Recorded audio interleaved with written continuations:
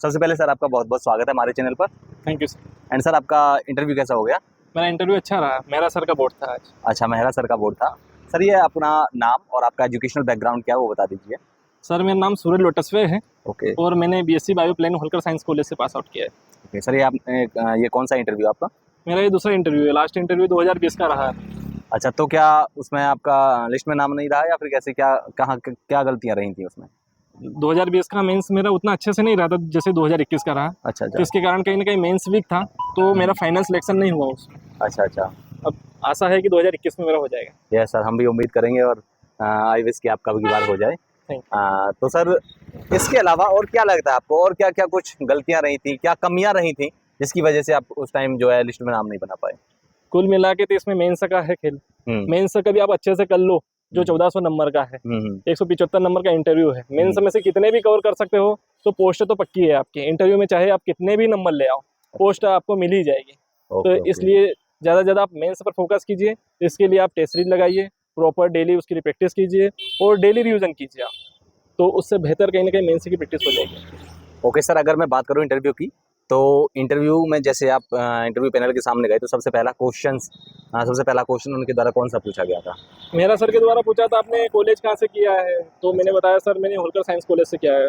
अच्छा, बहुत अच्छा कॉलेज है वहाँ तो जी सर। हम्म फिर उन्होंने और क्वेश्चन पूछे कि जो धारा 370 के बारे में पूछने लग गए कि धारा 370 क्या है। हाँ हाँ उसके बाद चंद्रयान 3 के बारे में पूछने लग गए। चंद्रयान 3 में लोअर और लैंडर के बारे में पूछने लग गए। ओके ओके साथ ही फिर उन्होंने अपने जिले की समस्याओं के बारे में पूछा कि आपके जिले की क्या समस्याएं हैं। हम्म आप अनुसूचित जाति से हो तो अनुसूचित जाति की क्या समस्याएं हैं, आप इसको एक एसडीएम के तौर पर कैसे सोल्व करोगे, एक डीएसपी के तौर पर कैसे सोल्व करोगे।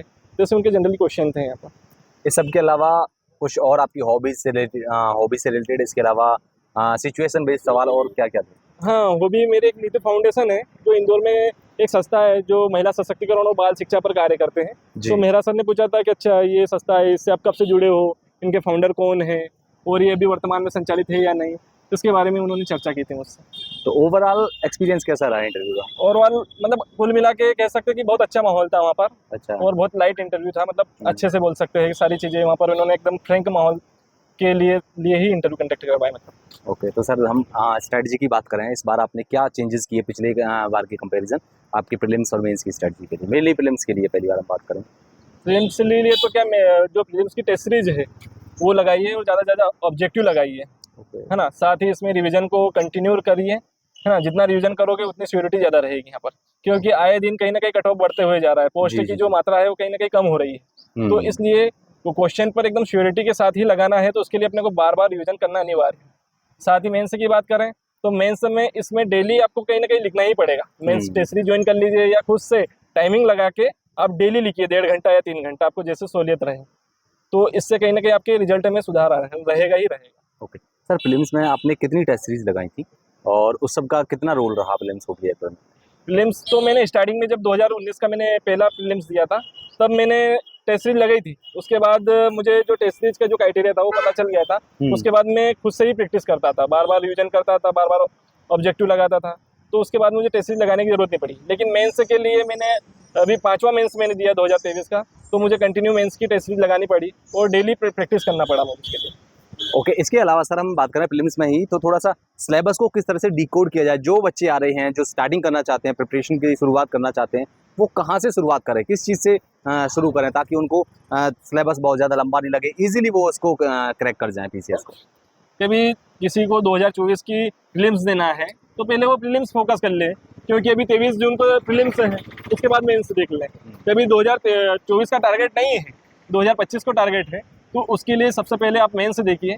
कहीं ना कहीं मेंस जो रहता है वो प्रीलिम्स से टच होता हुआ ही पेपर रहता है। आपने एक बार मेंस पढ़ लिया तो मुझे नहीं लगता कि आपका किसी भी प्रकार से प्रीलिम्स कभी रुकेगा। ये मेरा अभी 5वां मेंस दिया हुआ था जिसमें 5वां में मेरा कभी प्रीलिम्स नहीं रुका। तो कहीं ना कहीं आप एक बार मेंस पढ़ लेंगे तो प्रीलिम्स के बहुत सारे फंडे आपके क्लियर हो जाएंगे। ओके ओके, इसके अलावा और क्या किया आपने? 5 बार लगातार आपने प्रीलिम्स दे रहे हैं, प्रीलिम्स क्लियर कभी रुका नहीं है, तो और क्या आपने औरों से अलग किया जिनका प्रीलिम्स रुक जाता है, उनसे क्या अलग किया? सर मैंने हमेशा तैयारी जीरो से स्टार्ट की है। मैंने एक मेंस दिया, 2 मेंस दिया, उसके बावजूद भी मुझे बहुत सारी चीज़ें आती थी।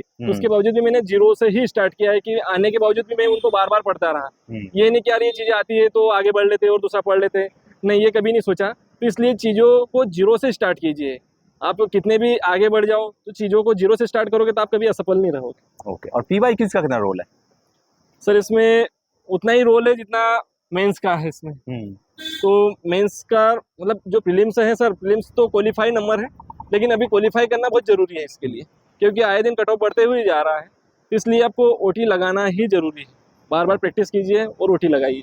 सर मैं बात कर रहा हूँ कि प्रीलिम्स जो प्रीवियस ईयर पेपर्स हैं, प्रीवियस ईयर क्वेश्चंस, उनका कितना रोल है, क्या कितना ज़रूरी होता है, कितने साल के करने चाहिए? जो प्रीवियस ईयर की बात करें तो 2018 से देख सकते हैं आप, क्योंकि 2018-19 के जो सिलेबस में जो क्वेश्चन है वो वर्तमान में भी है, और कुछ क्वेश्चन है जो आयोग वहाँ पर एक्ट के पूछे गए थे उनको छोड़ दिया जाए और करंट अफेयर को छोड़ दिया जाए, तो सारे क्वेश्चन वही है, लगभग 80% सिलेबस वही है। तो आप कभी प्रीवियस ईयर के क्वेश्चन पेपर देखते हो तो उससे आपको एक तरीका मिल जाएगा कि पीएससी किस तरीके से पूछता है और क्या पूछता है, यही फंडा क्लियर कर लेंगे आप। ओके सर, आपका मीडियम क्या है, हिंदी या इंग्लिश? मेरा मीडियम सर हिंदी है। अच्छा, हिंदी मीडियम है आपका। तो सर आप मेंस में ऐसा क्या लिखते हैं कि अब की बार आपने पिछली बार भी इंटरव्यू दिया था, जी सर। इस बार भी आप इंटरव्यू दे रहे हैं, और इससे पहले जब आपका मेंस क्लियर नहीं हो, उनके कंपैरिजन किस तरह, क्या कुछ अलग करते हैं आप इस बार, और मेंस में आपकी अप्रोच क्या रहती है? सर मेंस में तो सबसे पहले ये कि क्वेश्चन का मतलब क्या है, क्वेश्चन क्या पूछना चाह रहा है, क्या डिमांड है क्वेश्चन की। कभी डिमांड आपने समझ ली है तो उसकी जो शब्द सीमा है वो कभी नहीं भी पूरी करोगे तो आपको नंबर दिए जाएंगे उसमें। जो शब्द सीमा जो क्वेश्चन के अकॉर्डिंग उनकी बनी हुई है आयोग के द्वारा, तो निर्धारित शब्द सीमा के अधीन न लिखते हुए भी आप जो क्वेश्चन की जो डिमांड है उसको पूरा करेंगे तो आपको कुछ ना कुछ नंबर जरूर दिए जाएंगे। तो सबसे पहले आप क्वेश्चन को ही समझें। क्या इंटरव्यू में कुछ ऐसे सवाल भी थे जिनको आप नहीं आंसर नहीं कर पाए, सॉरी बोलना पड़ा आपको, क्या कुछ ऐसे सवाल थे?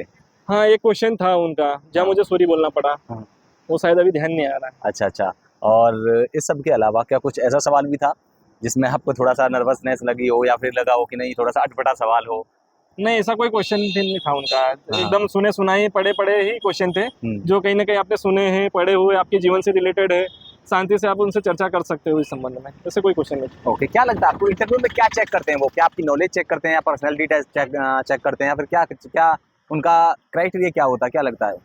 जो मेरा इंटरव्यू रहा तो मुझे नहीं लगता कि वो नॉलेज चेक करते हैं। अच्छा, वो खासकर आपका कॉन्फिडेंस और आपकी पर्सनालिटी चेक करते हैं। मेन रूप से आपका जो बोलने का जो तरीका है ना, आपका कॉन्फिडेंस है, ये मेन रूप से देखा जाता है उनके द्वारा। एक एसडीएम बनने के लिए जो बच्चे तैयारी कर रहे हैं, पीसीएस की जो तैयारी कर रहे हैं, उनके अंदर क्या होना चाहिए? क्या नॉलेज ज़्यादा इंपॉर्टेंट है उनके लिए, या फिर पर्सनैलिटी डेवलपमेंट इंपॉर्टेंट है, या कोई और चीज़ जो इंटरव्यू में तक भी आए वो, और इंटरव्यू में पैनल देख करके सोचे नहीं भाई ये बिल्कुल एकदम डिजर्विंग कैंडिडेट है? देखो जो पीएससी की जो 3 स्टेट एग्जाम है ये, तो इसमें तीनों लेवल पर अलग अलग चीज़ों का वर्क करना पड़ेगा। जो प्रीलिम्स होती है वो प्रैक्टिस बेस पे होती है, तो आप जितने ऑब्जेक्टिव लगाएंगे उतने आगे बढ़ेंगे। साथ ही जो मेंस है वहाँ नॉलेज पे है, नॉलेज के लिए आपको क्या लिखना पढ़ना दोनों पड़ेगा, है ना। और जो मेंस है ये कॉन्फिडेंस के साथ साथ आपकी पर्सनालिटी डेवलपमेंट का भी कार्य करती है, तो आपको तीनों लेवल पर एक भी मानी जा सकती है, लेकिन तीनों के लेवल अलग अलग है। ये एंड करंट अफेयर्स की क्या अप्रोच होना चाहिए नोट्स के लिए?